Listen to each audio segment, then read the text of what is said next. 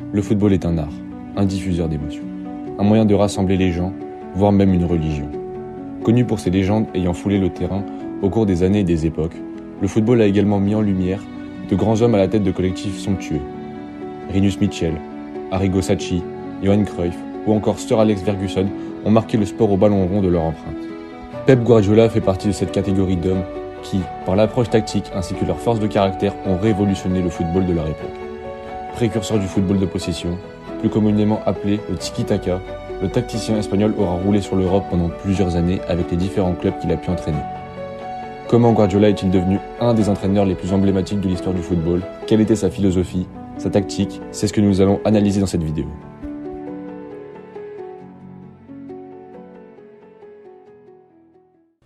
Après une carrière de 10 ans en tant que joueur au FC Barcelone, Josep Guardiola, dit Pep, est choisi en juin 2007 par le club catalan pour devenir le coach de l'équipe B du FC Barcelone. Remportant le championnat de division 4 dès sa première saison, l'Espagnol fera vite l'unanimité au sein du board catalan. Le 8 mai 2008, il est officiellement présenté comme le nouvel entraîneur du FC Barcelone. Il prend alors la tête d'une équipe, certes vainqueur de la Ligue des Champions en 2006, mais se faisant de plus en plus vieillissante. La défaite 4-1 quelques jours plus tôt face au Real Madrid reste dans les esprits des fans catalans. Il remplace alors Frank Rijkaard, entraîneur du Barça depuis 5 ans. Dès l'été 2008, des joueurs comme Ronaldinho, Zambrotta ou Deco font leur bagage, remplacés par Martín Cáceres, Alexander Leb et Seydou Keita.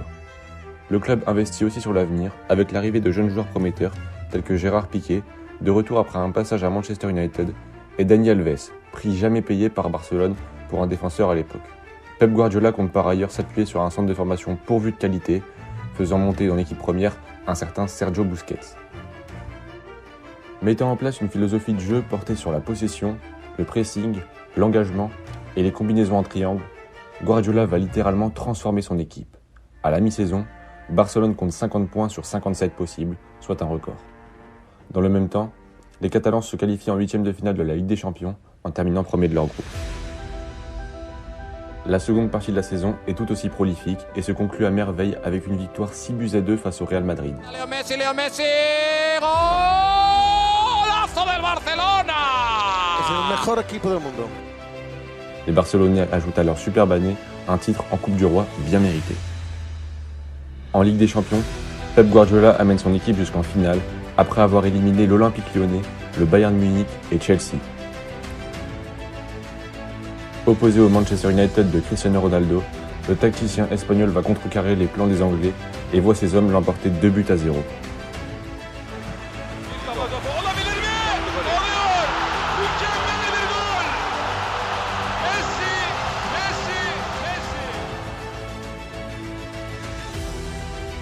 À tout juste 38 ans, il devient le plus jeune entraîneur de l'histoire à remporter cette compétition.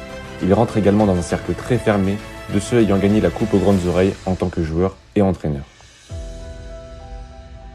La fin d'année 2009 sera couronnée de succès avec des victoires en Supercoupe d'Espagne, en Supercoupe d'Europe et en Coupe du Monde des clubs. Il devient le premier entraîneur à gagner autant de titres en si peu de temps. 2 saisons plus tard, Pep Guardiola emmène le football barcelonais à son paroxysme. Constitué d'un Lionel Messi absolument rayonnant et d'un milieu de terrain phénoménal, le club catalan marche à nouveau sur la Liga, avec notamment une victoire écrasante 5-0 face au Madrid.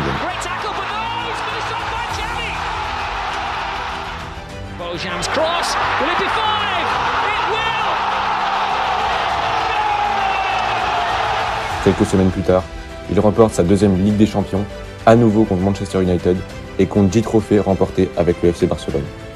Après 4 années de bons et loyaux services au club, Pep Guardiola décide de mettre fin à son aventure en Catalogne le 27 avril 2012. En 4 saisons, l'Espagnol aura disputé 272 matchs pour 175 victoires et 13 titres remportés.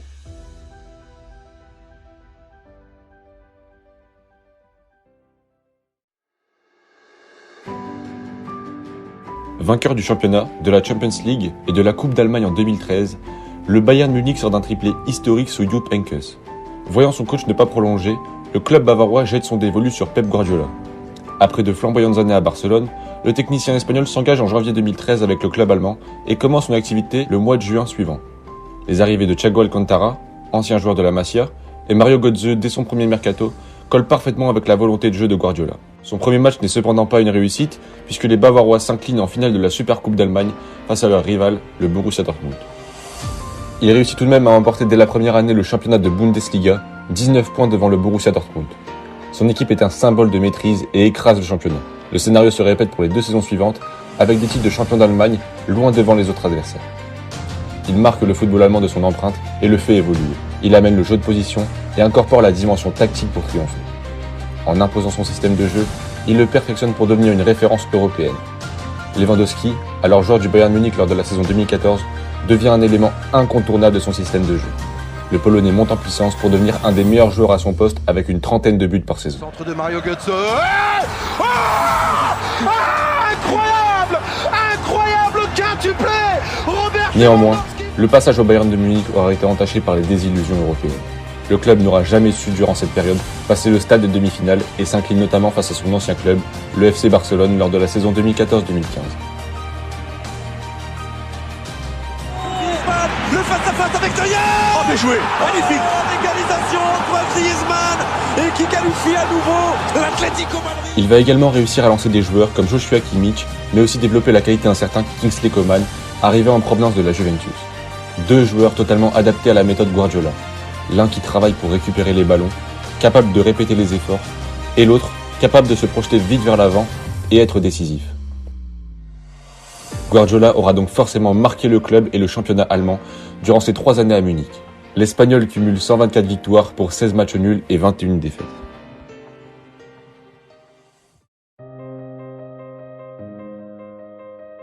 En février 2016, Pep Guardiola décide de rejoindre l'Angleterre et s'engage avec Manchester City pour 3 ans. Lui qui n'a jamais évolué dans sa carrière en Première Ligue, va alors découvrir un nouveau football. Lors de sa première saison, il met les Mancuniens sur la 3e marche du podium de Première Ligue, mais instaure sa vision tactique du football. Le club des Sky Blues va alors devenir une des meilleures équipes d'Europe et rentre dans une nouvelle dimension. Preuve en est, dès la saison suivante, Pep Guardiola bouleverse le championnat anglais. Manchester City termine avec 100 points à 19 points du deuxième. Jesus is in here. Gabriel Jesus has done it!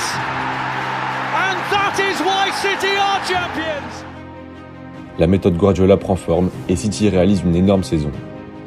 La projection rapide vers l'avant, le pressing étouffant ou encore la qualité technique remarquable du collectif mancunien permettent à l'équipe d'inscrire 106 buts et concéder 2 petites défaites sur l'année. Lors de l'année 2018-2019, le club réalise une saison historique en remportant le championnat, la Coupe de la Ligue et la FA Cup. Malheureusement, Guardiola n'arrive pas à poursuivre son épopée européenne au-delà des quarts de finale de la Champions League en se faisant éliminer par Tottenham. Ces dernières années, Manchester City propose un football total, agréable à regarder et novateur à chaque grosse échéance. L'entraîneur espagnol peaufine et adapte ses tactiques selon les adversaires qu'il rencontre. Il accorde une énorme importance au respect de son jeu de position qui, s'il n'est pas respecté à la lettre, peut déséquilibrer toute l'équipe. Quelques principes se font tout de même ressentir avec ce pressing important afin d'étouffer l'adversaire dans son camp et donc récupérer le ballon le plus haut possible. Les longues phases de possession où City confisque la balle à son adversaire et cherche le bon moment pour exploiter les différentes failles se font nombreuses. Sané calls for it. It's sent towards Gundogan!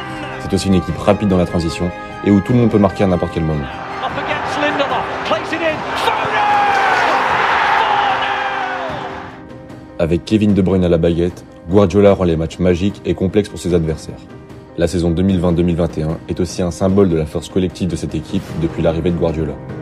Après leur démonstration en championnat, les Citizens marchent sur l'Europe et atteignent enfin la finale de la Ligue des Champions en 2020-2021 après avoir éliminé Mönchengladbach, le Borussia Dortmund et le Paris Saint-Germain.